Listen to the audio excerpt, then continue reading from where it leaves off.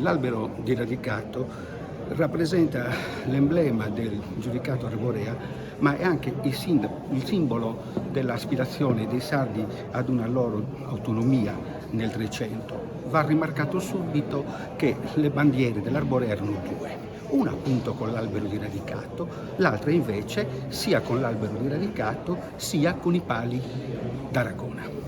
Vengono impiegate contestualmente perché rappresentano due entità correlate, collegate ma distinte.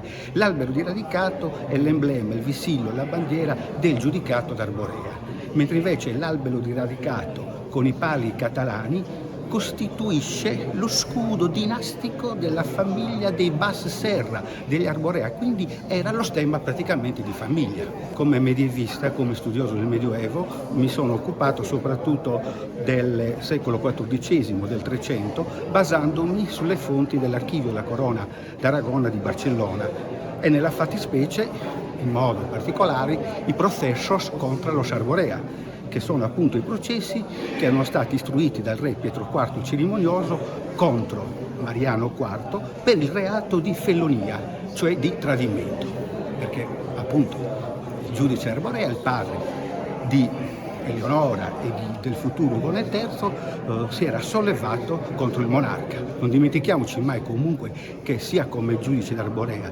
sia come Visconti di Bas era feudatario del re d'Aragona, giudice di Aristanis, il giudice d'Arborea. È ricchissima proprio di notizie questa fonte.